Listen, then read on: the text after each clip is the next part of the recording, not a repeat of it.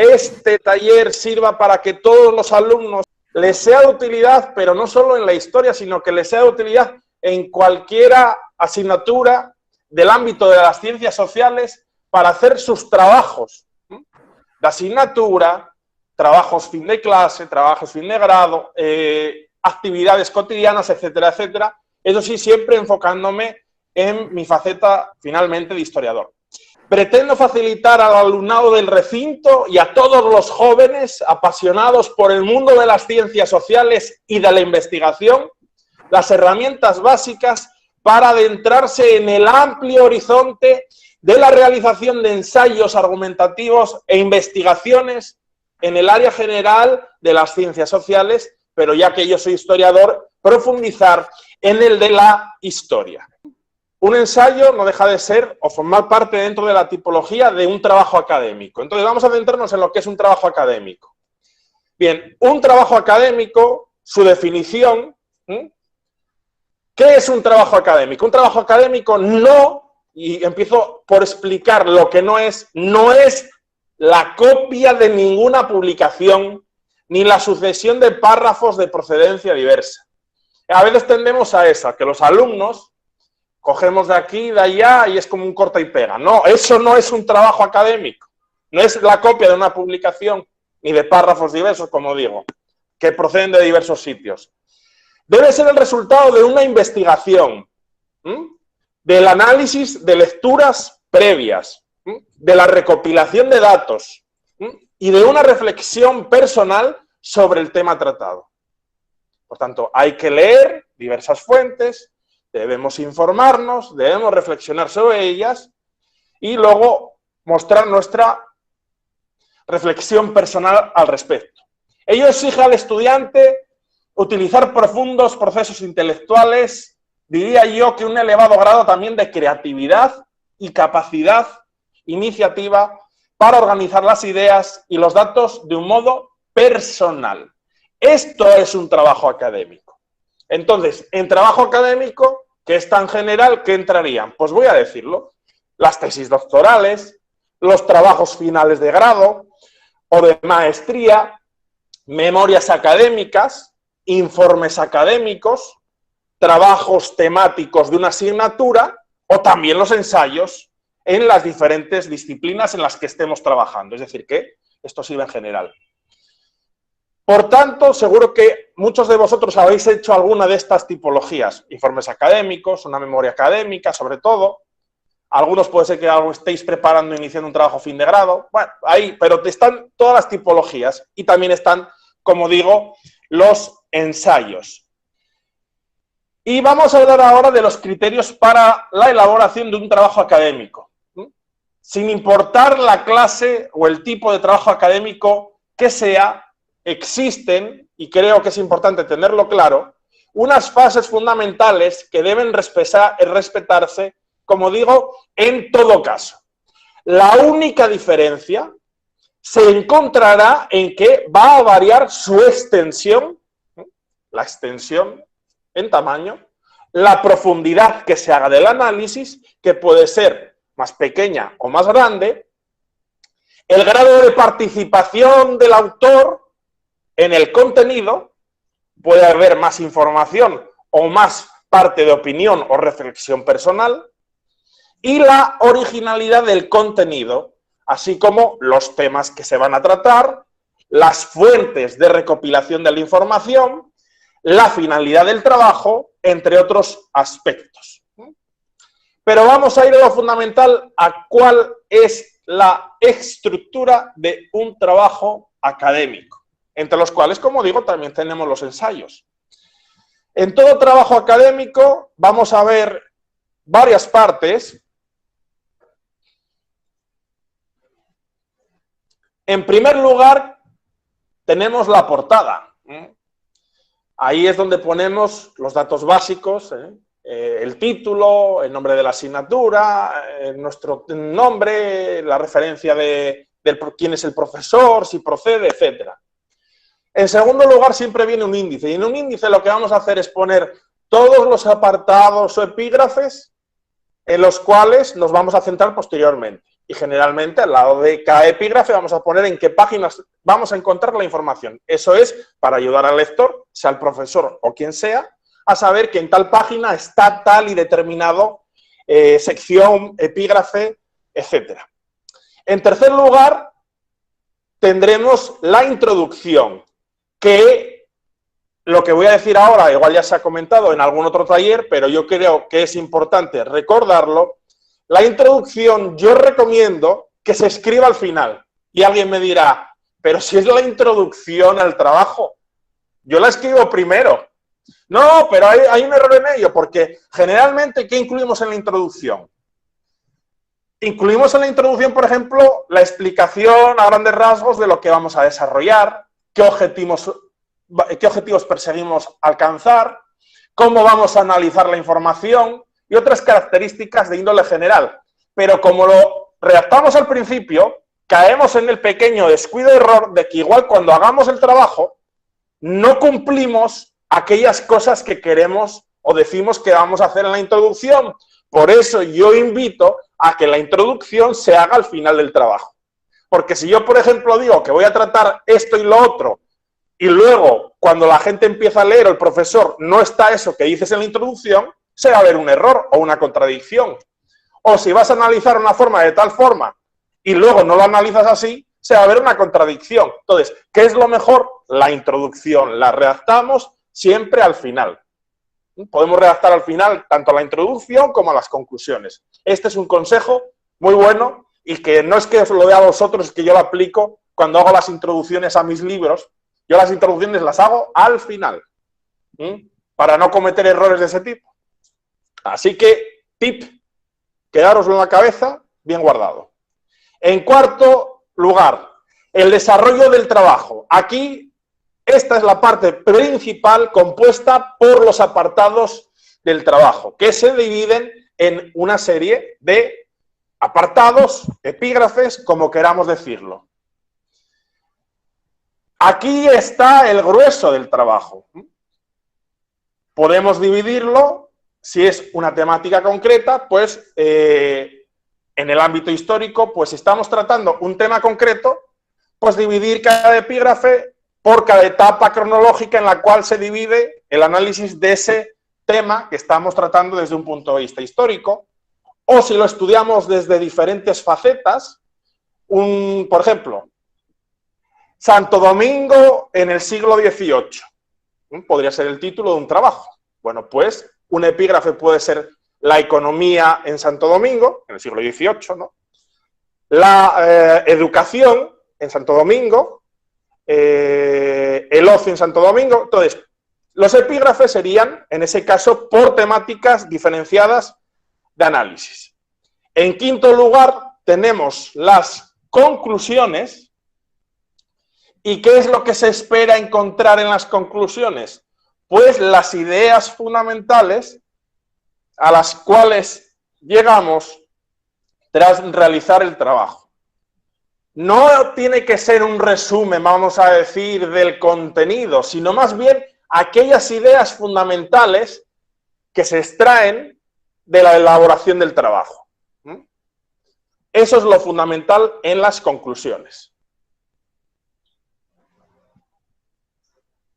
En sexto lugar, tiene que venir siempre un apartado de fuentes bibliográficas y documentales, que son las que hemos utilizado. Se corre el riesgo, o eso pasa a veces, me pasaba a mí cuando era alumno, y también lo hacéis vosotros, es decir, en el apartado de fuentes bibliográficas voy a poner, yo usé este libro y voy a meter 3 más que no he leído. No, si no los has usado, no los pongas, porque ahí es donde introduces todas las publicaciones o fuentes que has utilizado. Lo que no hayas utilizado, no hay que ponerlo. Eso no es una bibliografía a título de interés de que la gente vaya... No, es lo que tú realmente has utilizado para desarrollar ese trabajo, sea del tipo que sea. Trabajo final de grado, un ensayo, una tesis doctoral, un trabajo de asignatura, lo que sea.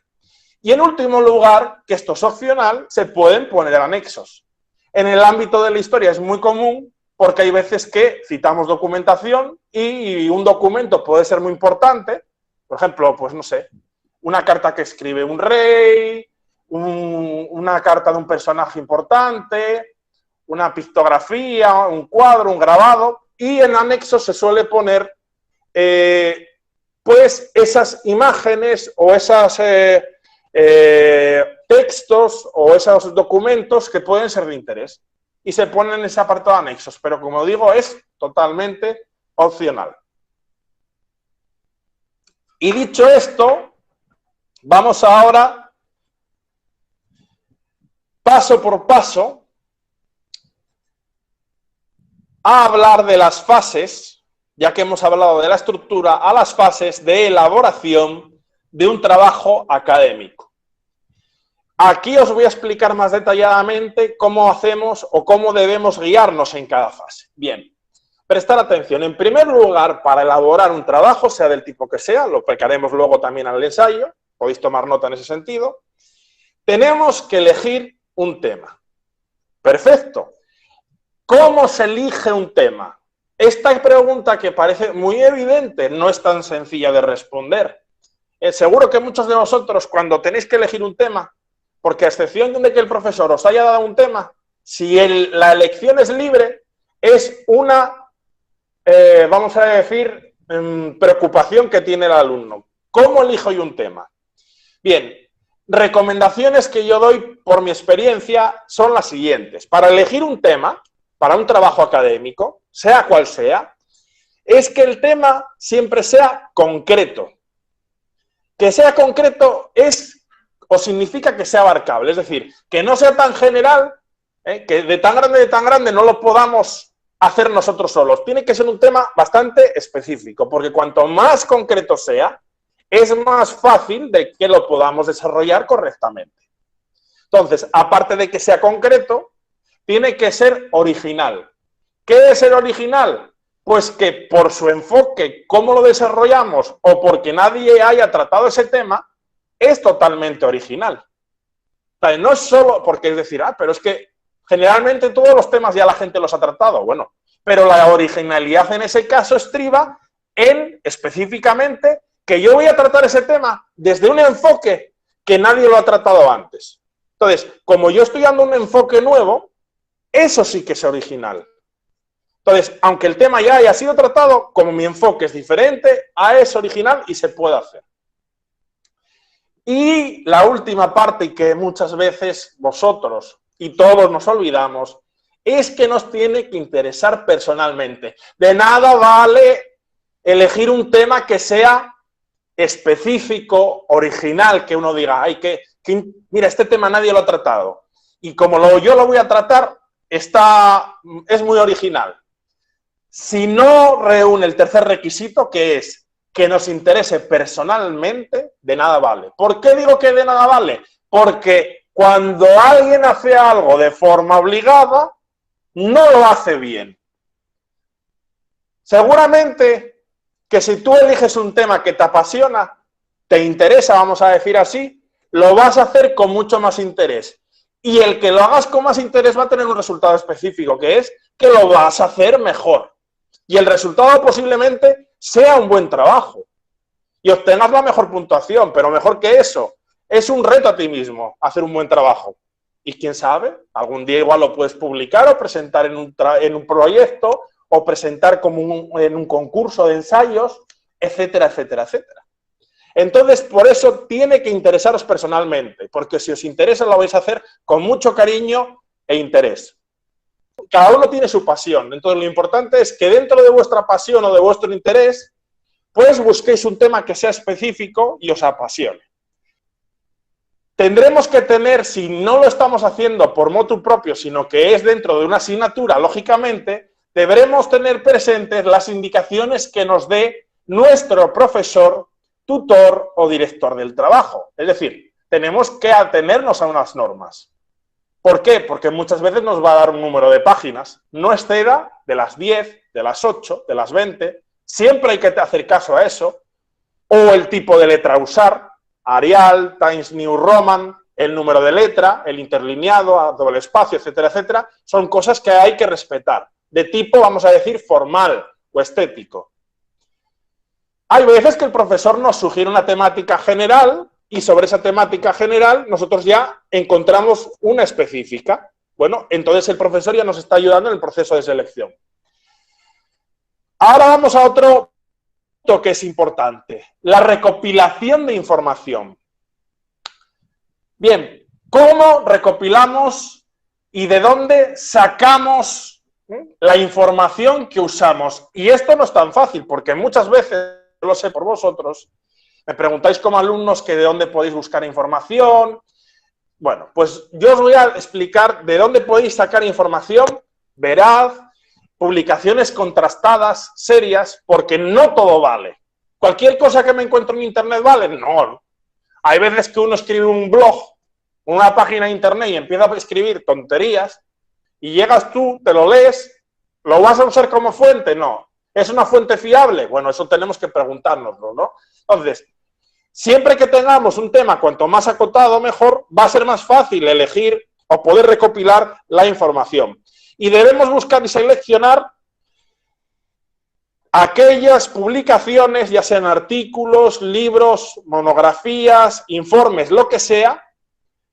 ¿Y cómo los vamos a elegir? Pues por el título y abriendo el índice vamos a ver si el contenido se adapta a lo que nosotros necesitamos o sobre la temática que nosotros nos estamos introduciendo.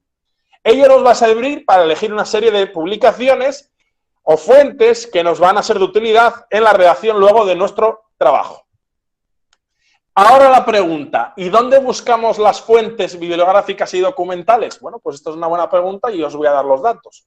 Muy resumidamente, hay más sitios, pero hay sitios donde vamos a encontrar investigaciones de tipo académico, serias. Por ejemplo, una de las más importantes y que yo utilizo, os las voy a decir para estar tranquilos, porque luego en la presentación, que la vais a tener, las vais a poder ver cómo se escriben bien y lo vais a hallar fácilmente. Tenemos Dialnet. Dialnet, por ejemplo, es una iniciativa de una universidad, la Universidad de La Rioja, en España, en la cual se invierte una serie de informaciones, publicaciones de tipo académico, de todas las disciplinas. Y entonces en Dialnet tiene un buscador y por múltiples conceptos vamos a buscar y generalmente suelen estar los textos completos, los cuales se descargan en un PDF. Pues Dialnet es una buena fuente o base de datos para obtener publicaciones de tipo académico-científico y del ámbito de las ciencias sociales e históricas hay mucho. También tenemos, que quizás conocéis algunos, Google Académico. Google Académico o Google Scholar, Google Académico no deja de ser otra cosa que un gran repositorio de Google donde se indexan publicaciones de tipo académico. También es una fuente interesante. Y tiene un buscador que por múltiples términos vamos a ver qué hay. Perfecto. Luego tenemos en paralelo Google Libros o Google Books. Ahí vamos a tener libros. Si son libros antiguos, que en historia hay veces que hay suerte, es decir, del siglo XX, del siglo XX para atrás, del siglo XIX o anteriores, diréis, ¿qué antiguos? Bueno, para historia sirven. Tenemos la suerte de que como ya no hay derechos de autor, hay veces que Google tiene el libro completo y lo podemos descargar.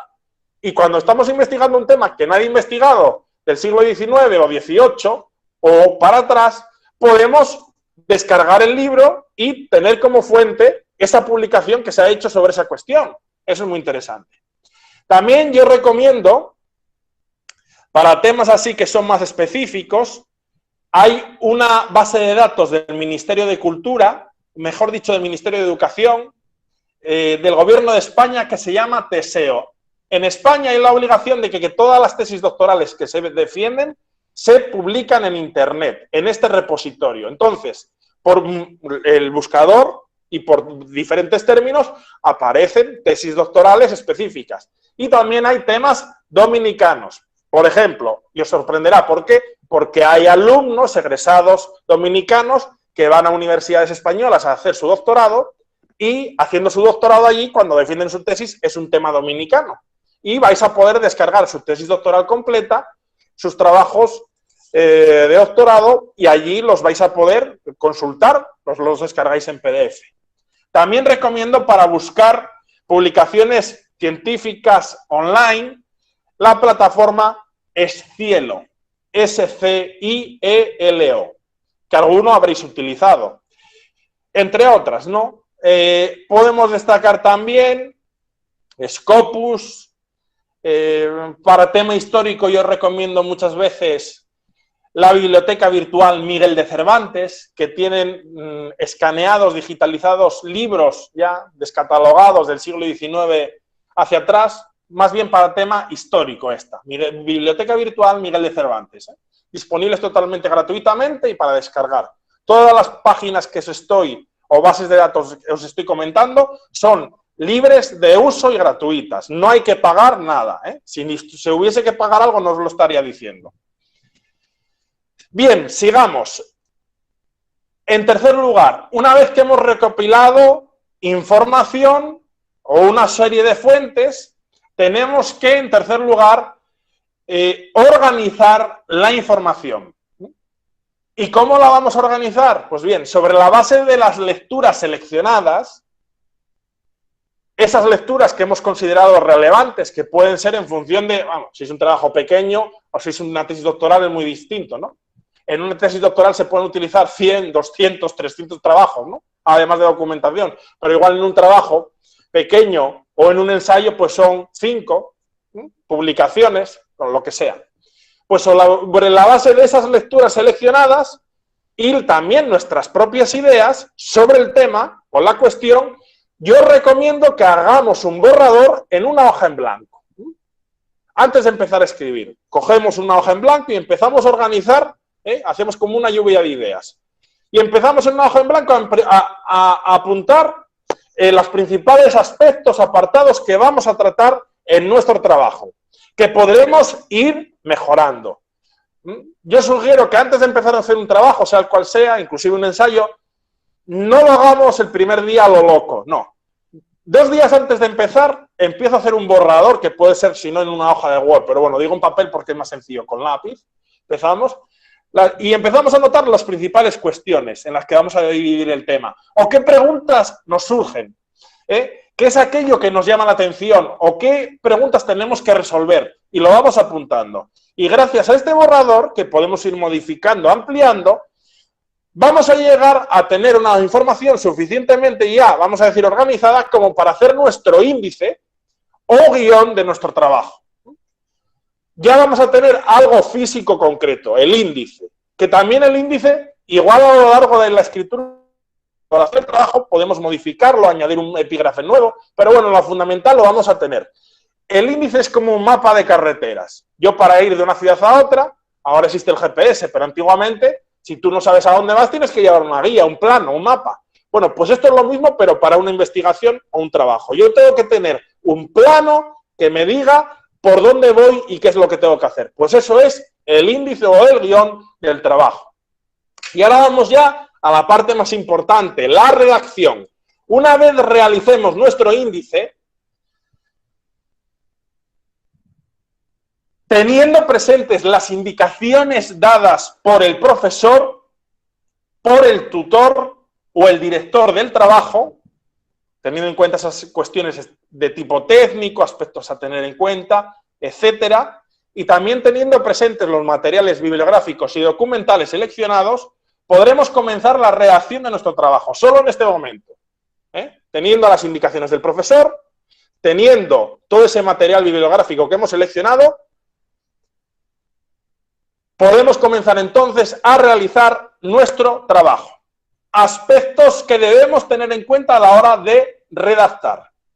Se debe usar la terminología propia de la disciplina. Esto es un plus, y el profesor lo va a evaluar positivamente, o el que lo esté leyendo.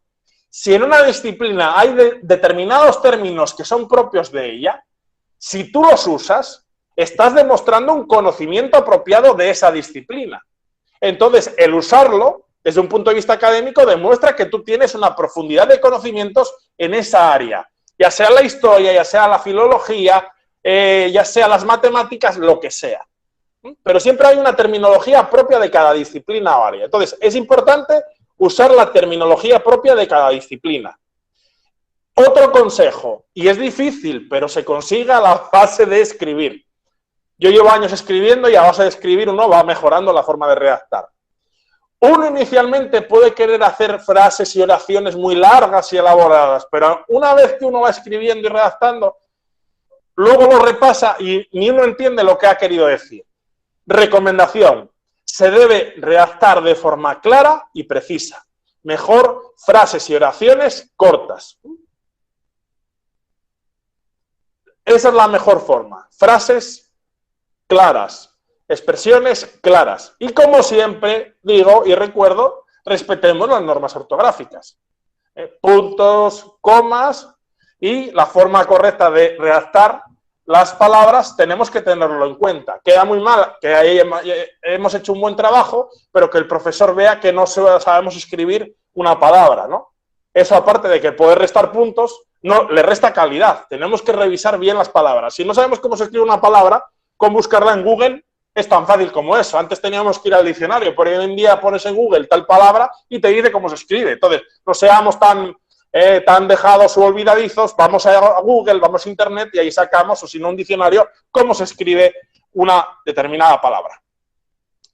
Entonces, ahora, siguiendo el índice, vamos a ir tratando los diversos aspectos de forma ordenada, uniendo la información obtenida de las fuentes bibliográficas y documentales que hemos consultado con nuestras propias ideas. Aquí viene lo importante.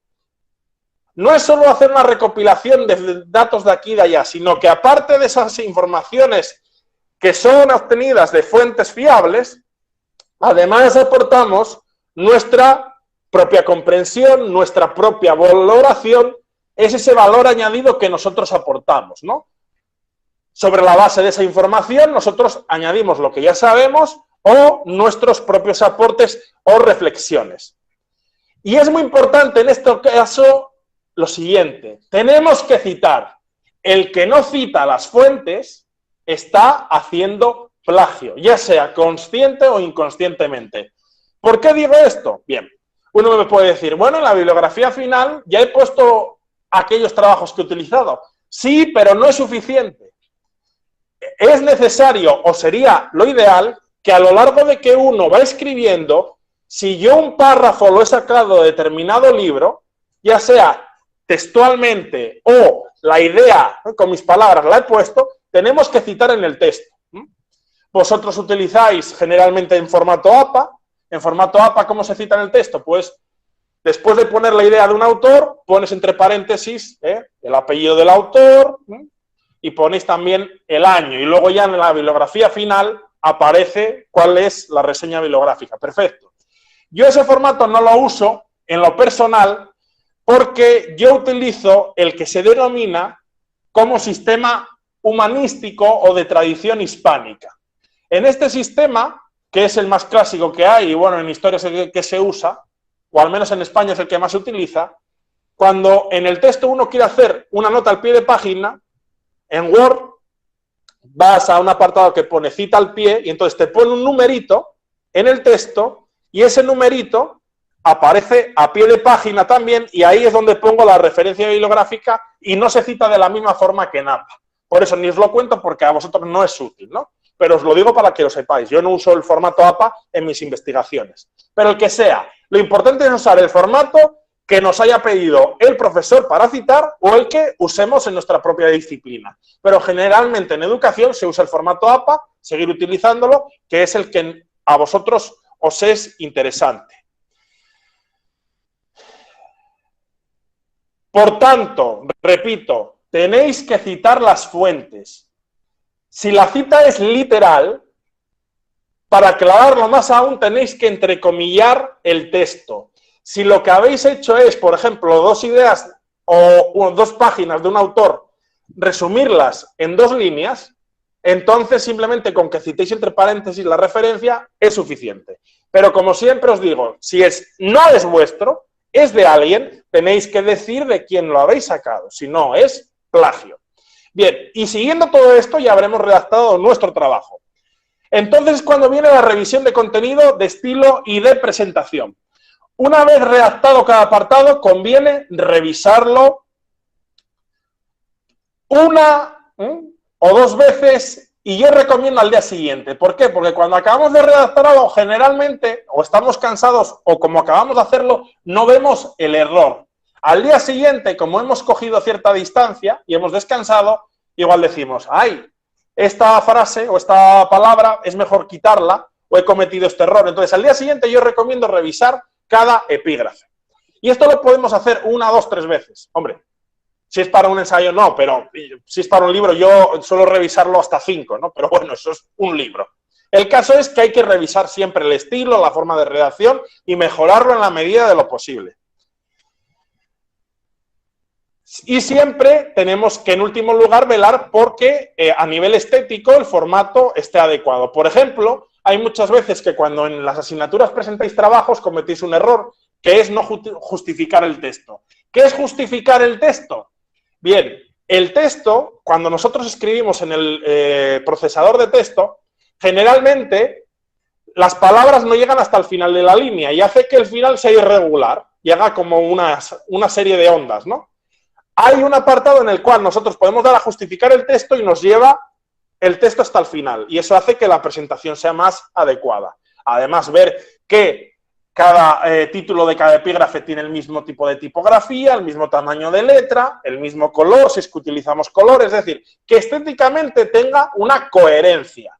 Y la estética también es importante. El contenido es más importante, pero la estética es importante. Bien. Y entonces llegamos ahora a la parte principal. Vamos a hablar ahora de los ensayos. Hoy hemos hablado de forma general, porque quiero que tengáis este marco general para vuestros trabajos, para todas las asignaturas, y ahora vamos al ensayo. Bien, vamos a ir primero a una definición de lo que es un ensayo. Un ensayo, bueno, puede haber diferentes definiciones, pero en lo fundamental todos vamos a coincidir en ellas. Un ensayo es un escrito en el que, centrados en un tema de análisis, nos vamos a decantar o nos vamos a centrar, argumentamos y concluimos una serie de ideas sobre la base de nuestras lecturas, nuestras experiencias y nuestros conocimientos. Repito, un ensayo es un escrito en que, centrados en un tema concreto, nos vamos a decantar, vamos a argumentar y vamos a concluir una serie de ideas sobre la base de nuestras lecturas, nuestras experiencias y conocimientos. Generalmente en un ensayo se suele defender una o varias premisas, ideas, y se recurre a la información recopilada para sostenerlas fundamentadamente de manera razonada. Eso es lo que generalmente hacemos en un ensayo. Pues bien, ¿qué estructura debe tener un ensayo? Voy a distinguir 3 partes principales. Una primera parte donde se enuncia y defiende una opinión. Es decir, yo voy a hablar de este tema y sobre este tema yo tengo determinada opinión o forma de verlo. Entonces lo enuncio y justifico o defiendo esa opinión. Hay una segunda parte en la que se van a recopilar cuántas informaciones de interés o ideas fundamenten esa opinión o argumento que sostenemos. Es decir, buscar argumentos que defiendan esa idea. Y una tercera parte donde se concluye el planteamiento sobre la base de la información que hemos utilizado. Esas serían las 3 partes fundamentales. Y ahora viene una parte muy importante, que es la revisión del ensayo, y yo os voy a dar una serie de, vamos a decir, herramientas de autorrevisión o autocontrol, si queréis, para ver que hemos redactado, hemos hecho bien nuestro ensayo. Una vez finalizado debemos ver si tiene la calidad necesaria y si no, corregirlo. Para ello debemos hacernos unas preguntas de control de la calidad y ver si les damos la debida respuesta. Entonces, si yo no consigo dar la debida respuesta a estas preguntas, lo hemos hecho mal. Si conseguimos dar la respuesta correcta a estas preguntas lo hemos hecho bien. Aquí está la clave. Entonces, os la diré, pero como digo, cuando lo tengáis el texto en vuestras manos, lo vais a tener como herramienta. La primera pregunta que nos debemos hacer para ver si hemos hecho bien el ensayo. ¿He expuesto claramente la idea que sostengo o defiendo? ¿He expuesto claramente la idea que sostengo o defiendo? Es decir, ¿se entiende bien la idea que yo quiero transmitir? Bien. Si vemos que no lo hemos expuesto claramente, hemos fallado, pues volvemos a rehacerlo. Si vemos que ya lo hemos expuesto claramente, bien, primer punto de la lista que hemos cumplido. Siguiente pregunta. ¿Cuáles son las ideas e informaciones que utilizo para confirmar o refutar dicha idea? Pues lógicamente, ante esta pregunta tenemos que decir, bueno, pues yo he sostenido esta idea a través de todos estos planteamientos que he sacado de estos autores. Si cuando nos preguntamos esto vemos que no se fundamenta, pues lógicamente lo hemos hecho mal. Volvemos a repetir, ¿no? O vamos a buscar fuentes o argumentos que legitimen, confirmen o refuten dicha idea. Y la tercera pregunta, también es importante, nos debemos preguntar con sinceridad a nosotros mismos. ¿He expuesto con claridad la conclusión o conclusiones a las que llego? ¿He expuesto con claridad la conclusión o las conclusiones a las que se llegan? Si nosotros al leer las conclusiones vemos que no queda claro, pues yo recomiendo que se lo vuelvan a redactar hasta el momento en que uno diga, si esto lo lea alguien, va a entender las conclusiones. Estas serían, por tanto, las 3 preguntas que yo os recomiendo que hagáis para haceros un autocontrol de saber si hemos desarrollado bien nuestro ensayo. Y esto vale para cualquier tipo de ensayo.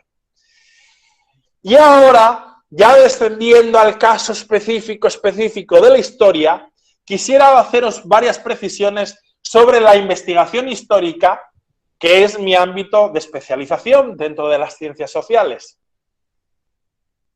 Y que, aunque básicas, quiero que tengáis en cuenta, sobre todo para aquellos que os gusten mucho las ciencias sociales o llames específicamente a la historia.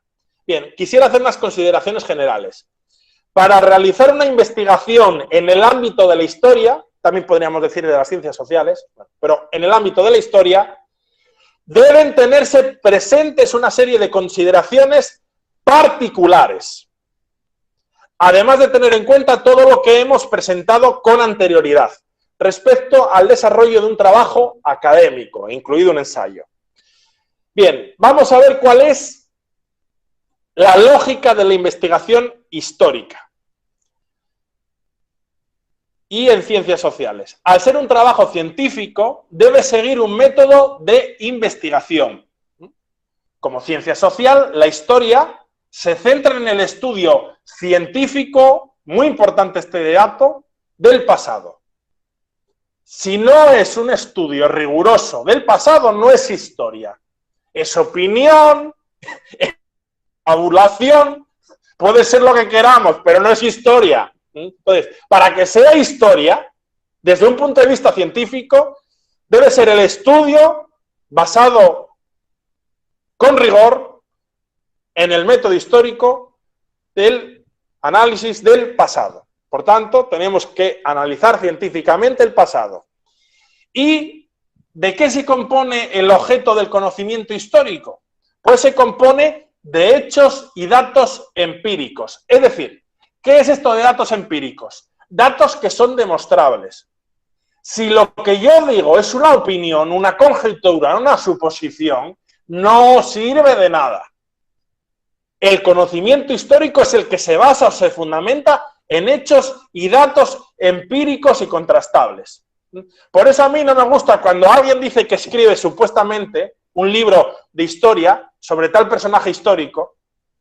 Vamos a coger la figura aquí de Juan Pablo Duarte, una figura que llama mucho la atención. Y llega un momento en el que el supuesto historiador empieza a decir, yo creo, no se sabe realmente si pasó por allí, pero yo creo, yo supongo que pudo ser que pasó, porque yo opino que, ya, se acabó, eso, mira, triturar a la basura. esas hojas no sirven de nada. El conocimiento histórico tiene que estar basado en hechos y datos que se pueden comprobar.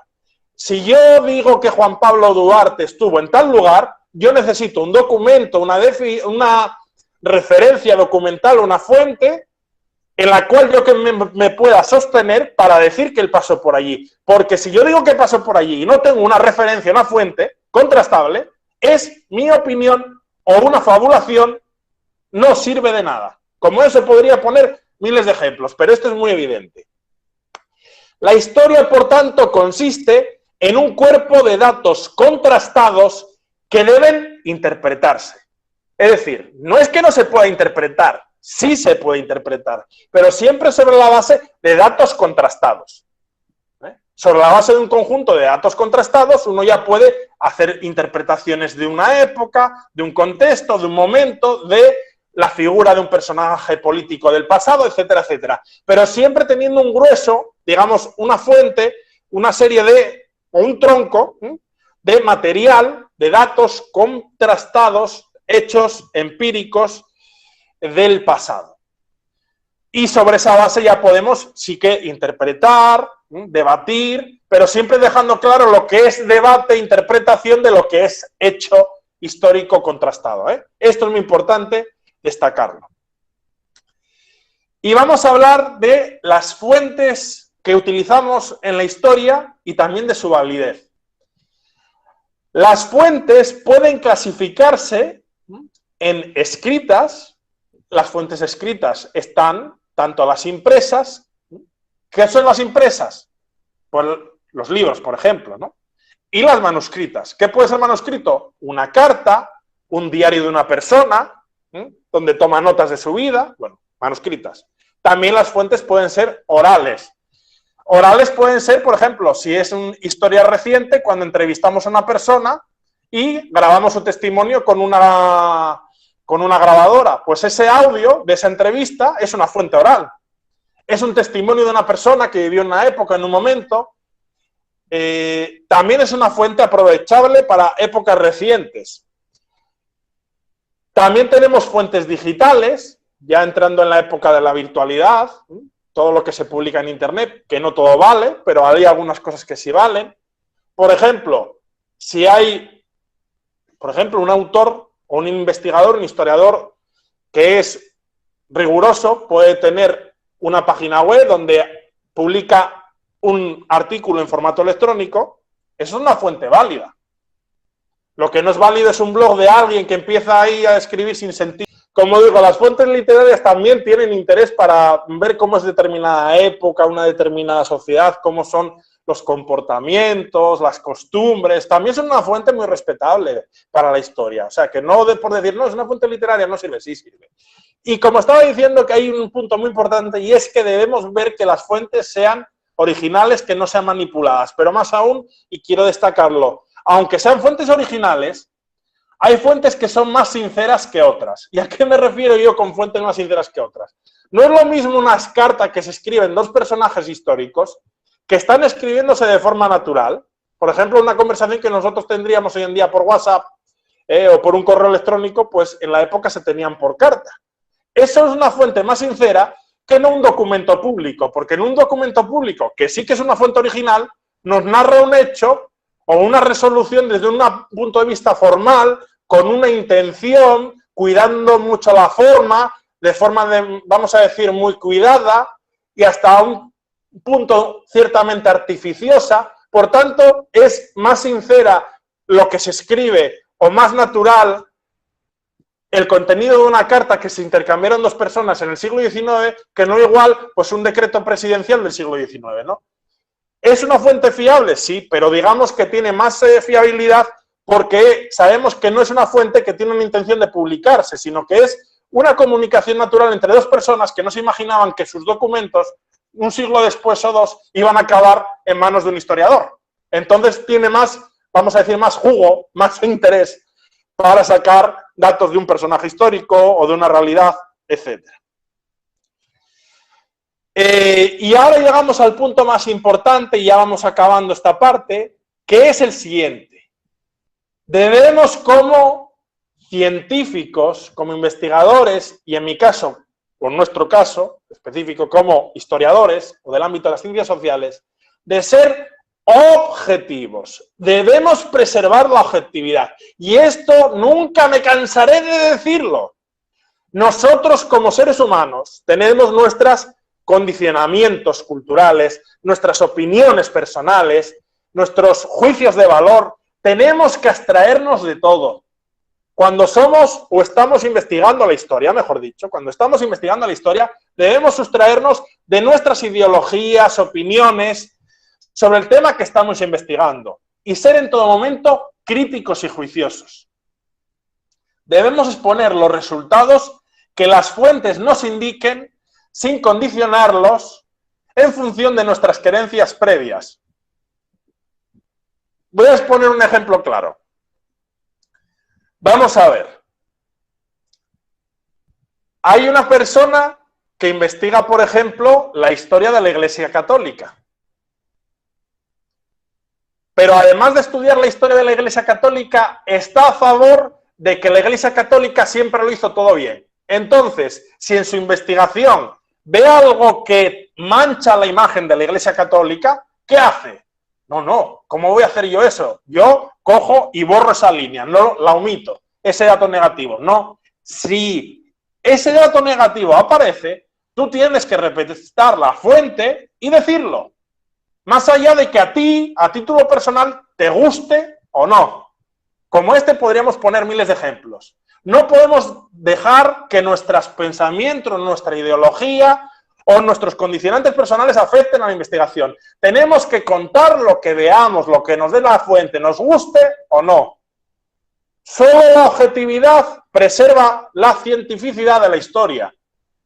Hay un concepto o un enfoque de que a mí no me gusta decir, no, yo soy un historiador de la línea no sé qué, o de la línea tal cual. Y vamos a condicionar lo que contamos en función de nuestros condicionantes de tipo ideológico, político, social, etcétera. No, el historiador tiene que ser totalmente neutral, abstraer su persona y narrar, contar lo que las fuentes le dan, sin intentar ocultar, oscurecer, cambiar o modificar lo que encuentra.